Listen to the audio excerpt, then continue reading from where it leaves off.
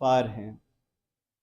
اس مہینے میں بہت زیادہ تاکید ہے کہ آپ استغفار کریں، تاکہ آنے والا جو مہینہ ہے رمضان مبارک، اس میں آپ بالکل پاکیزہ حالت میں داخل ہو۔ اس مہینے میں صدقات کی بھی بہت زیادہ تاکید ہے۔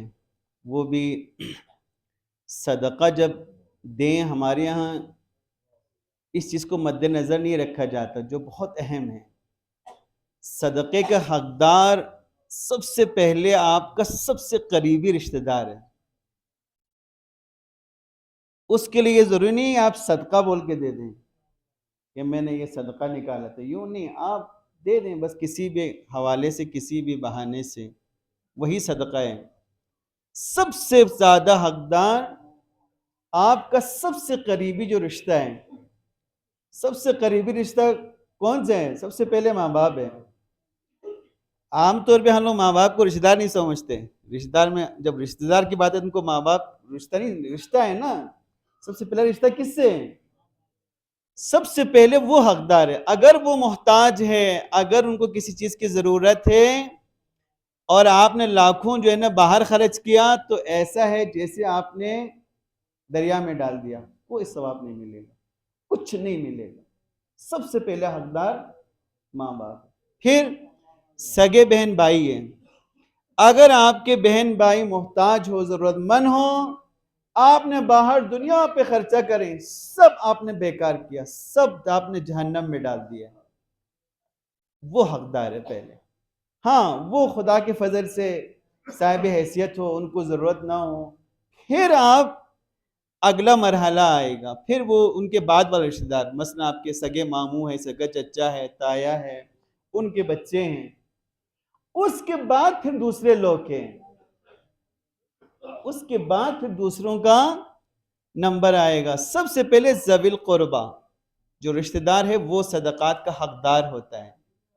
تو یہ بہت ضروری ہے، لیکن ہمارے یہاں اس پہ توجہ، ہم تبرکات میں، صدقات میں بہت خرچ کرتے ہیں، پڑوس میں بھائی ہمارا ضرورت مند ہے، ہمیں اس کا احساس ہی نہیں ہوتا۔ وہ ضروری ہے۔ تو ماہ شعبان میں صدقات کی بہت زیادہ تاکید ہے اور صلوات پڑھنے کے، اللہم صلی علی محمد و آل محمد، درود پڑھنے کی بہت زیادہ تاکید ہے۔ انسان آتے جاتے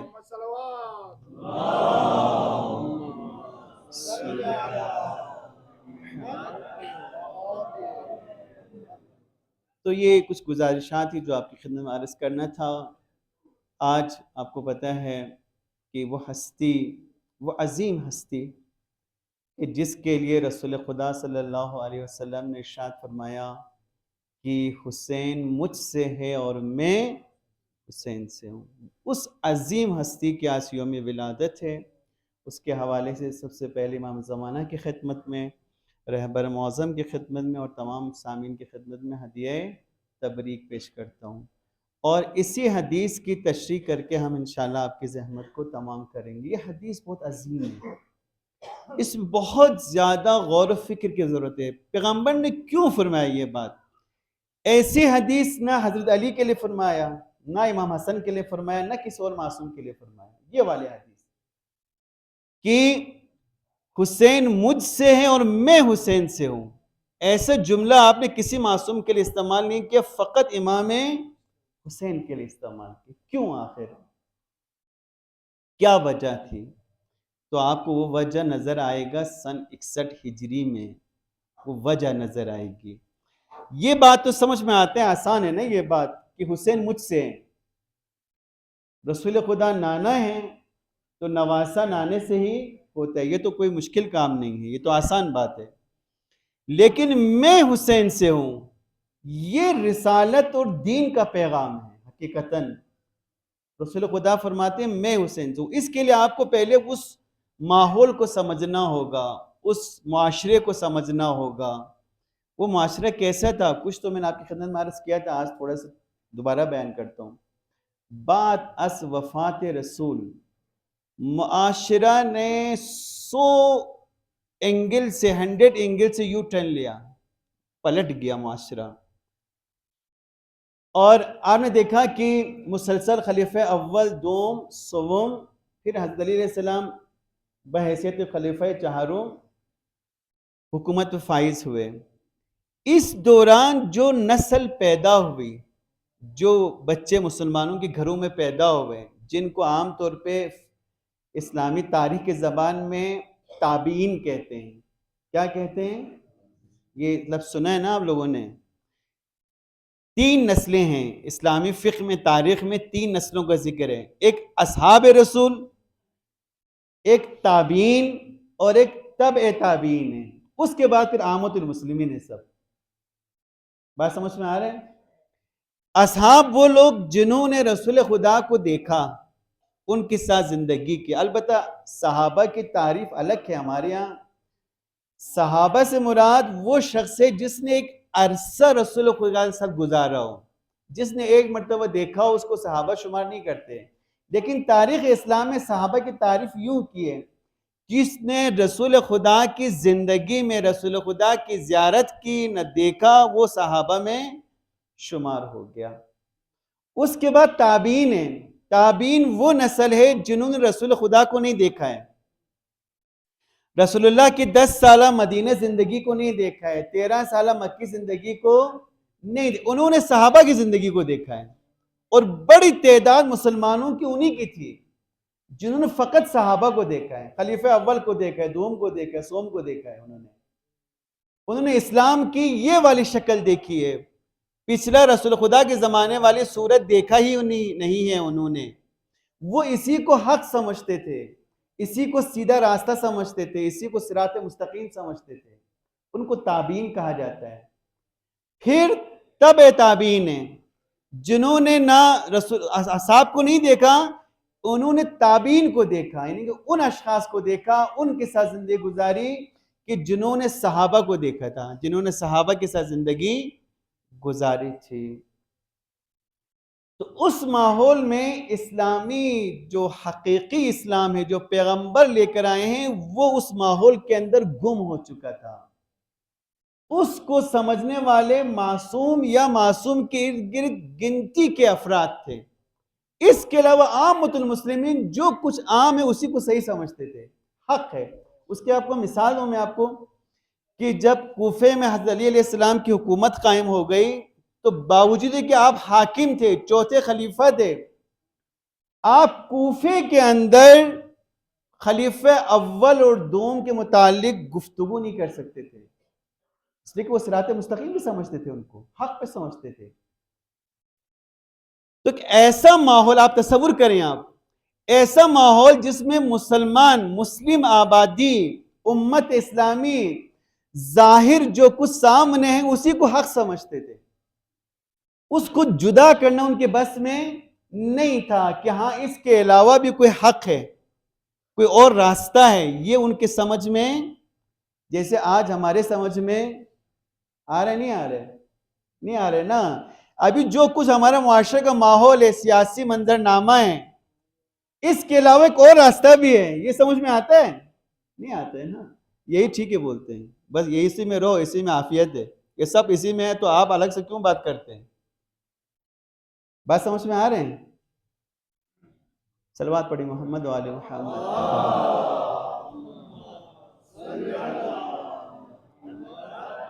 دیکھیں نا، آج ایک سیاسی منظرنامہ ہے نا ہمارے معاشرے میں، ایک سیاسی راستہ ہے، حکومتی راستہ ہے، نظام معیشت ہے، نظام حکومت ہے، سب اسی میں شامل ہیں ہم۔ اس کے علاوہ ایک راستہ اور ہے، یہ پتہ ہے کسی کو؟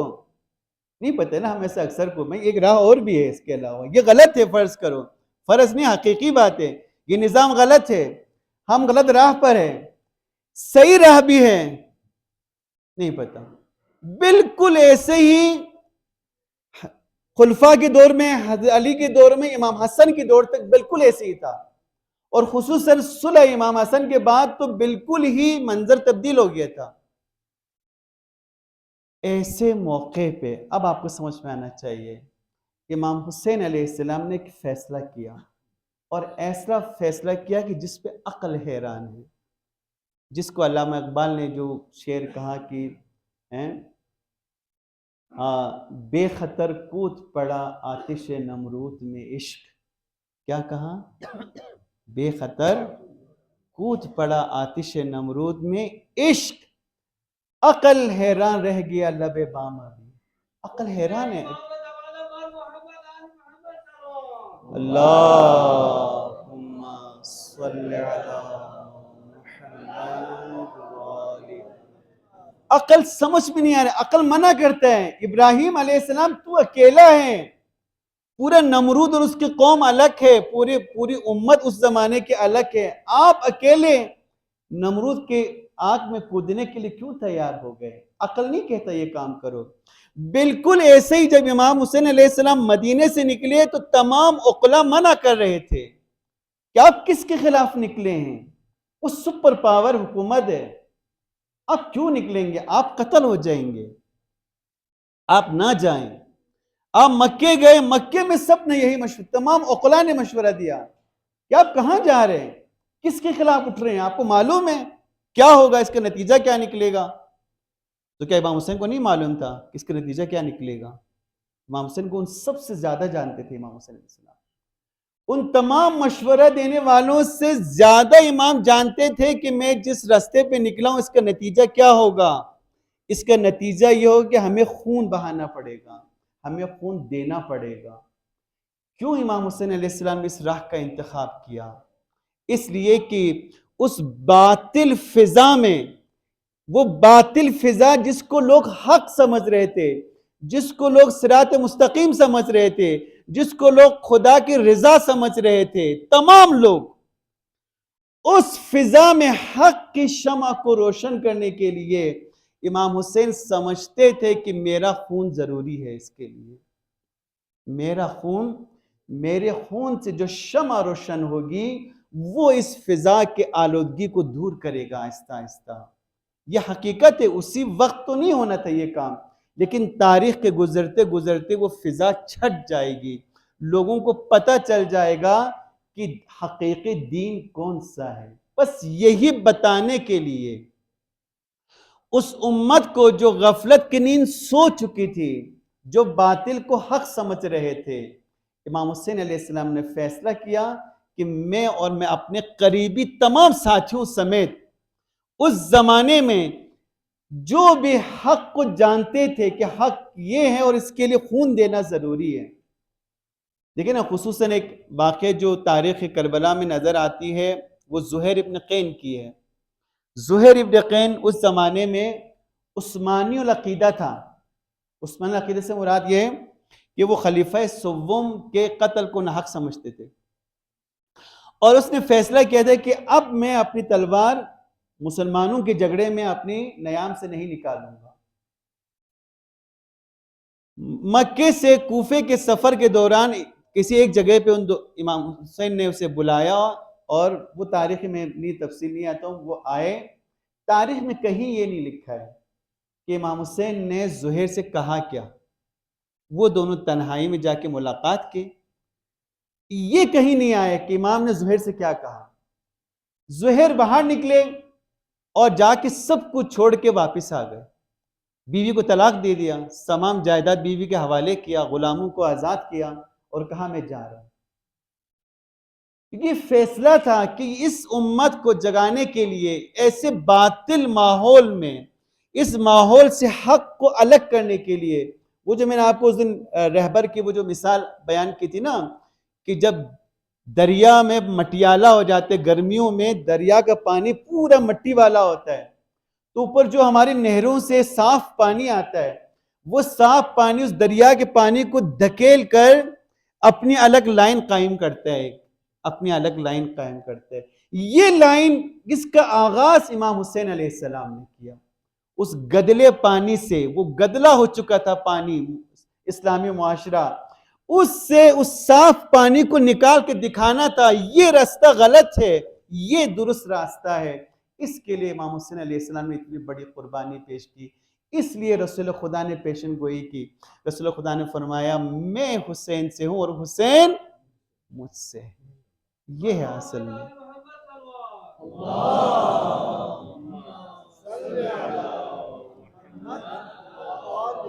اس لیے کہ رسول خدا صلی اللہ علیہ وسلم کی وہ تمام زحمات 13 سالہ مکی دور کی، 10 سالہ مدینی دور کی وہ تمام خون جو اسلام کے خاطر بہایا گیا تھا، ان تمام خون کی حفاظت امام حسین علیہ السلام نے اپنا خون دے کر کیا۔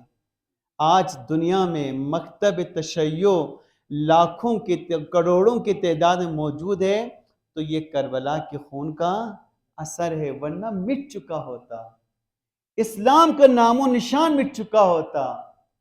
یہ کربلا ہے جس نے اسلام کو زندہ رکھا ہے۔ اسی لیے رسول خدا نے فرمایا ان الحسین مصباح الہدا، ہدایت کا چراغ حسین ہے۔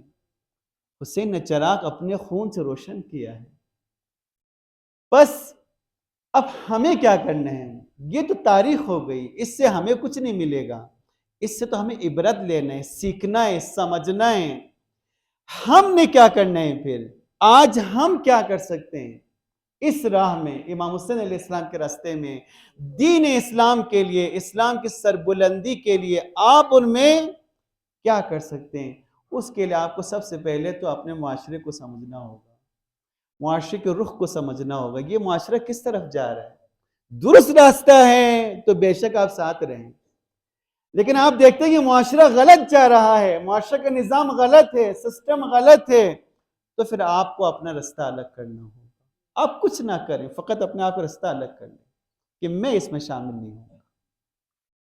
کوئی آپ کو کچھ نہیں بولے گا، یقین رکھ لیں، اتنا ڈریں نہیں۔ اگر آپ سمجھتے ہیں معاشرے میں جو کچھ ہو رہا ہے ٹھیک ہو رہا ہے تو آپ ساتھ دیں، لیکن آپ سمجھتے ہیں کہ یہ جو کچھ ہو رہا ہے غلط ہو رہا ہے، یہ غلط راہ پر ہے، یہ خدا کا راستہ نہیں ہے، یہ صراط مستقیم نہیں ہے، یہ دین کا راستہ نہیں ہے، تو پھر آپ اپنے آپ کو اس راستے سے الگ کر لیں۔ پہلا کام یہی ہے۔ جب آپ اپنے آپ کو الگ کر لیں گے انشاءاللہ دیکھیں پھر آپ کے آگے صراط مستقیم کھلتا چلا جائے گا، پھر آپ کو امام حسین علیہ السلام کی راستہ نظر آنا شروع ہو جائے گا۔ وہ جو میں نے واقعہ بیان کیا تھا، فقط وہ بس ایک واقعہ کو بیان کرتا ہوں، 1-2 منٹ ہیں، صلوات پڑھیں محمد و آل محمد۔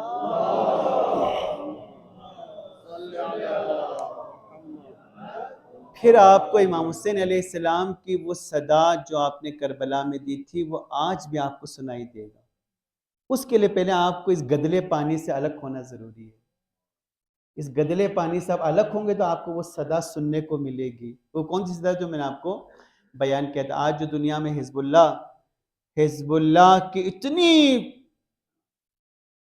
طاقت اور توانائی اور ان کی بلندی ہے کہ پوری دنیا پریشان ہے، تو وہاں ایسا نہیں ہوا ہے۔ وہ میں نے آپ کو خدمت میں عرض کیا تھا واقعہ کہ وہ خاتون کا جس کا اکلوتا بیٹا تھا، جوان اکلوتا بیٹا، شادی نہیں ہوئی تھی ابھی، جوان اکلوتا بیٹا، شام میں جب داعش آئے تو وہاں جہاد کے لیے گیا، واپس آیا، اپنی ماں کو لے کے کربلا زیارت کے لیے گئے۔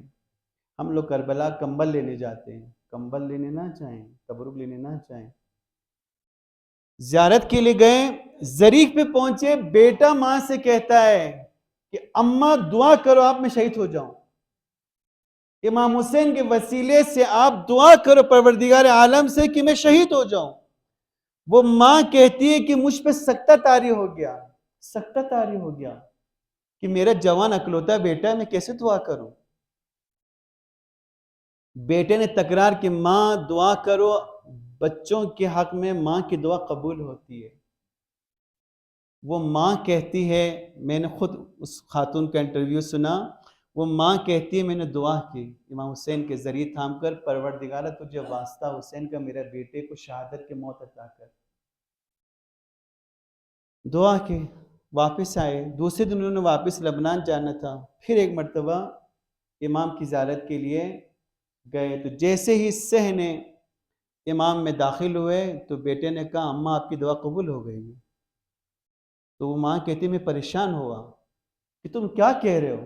کہا آپ کی دعا قبول ہو گئی ہے۔ کہا کیسے، تمہیں کیا پتہ چلا؟ کہا جیسے ہی میں صحن امام میں داخل ہوا ہوں میرے کان میں صدا آئی ہے امام حسین کے حل من ناصر ینصرنا کی صدا آئی ہے۔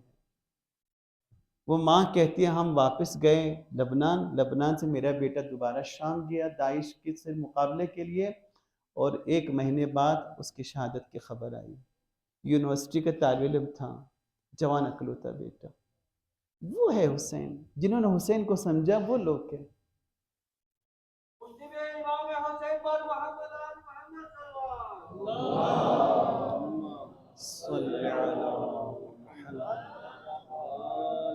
تو ہمیں اس راہ پہ چلنے کے لیے پہلے اس گدلے پانی سے اپنے آپ کو الگ کرنا پڑے گا. الگ ہو جائیں, کچھ نہیں ہوتا کہ نہ تعلق میرے کسی چیز سے.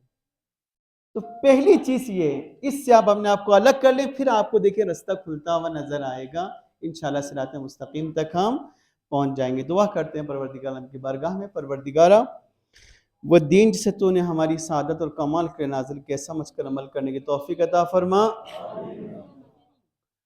پروردگارہ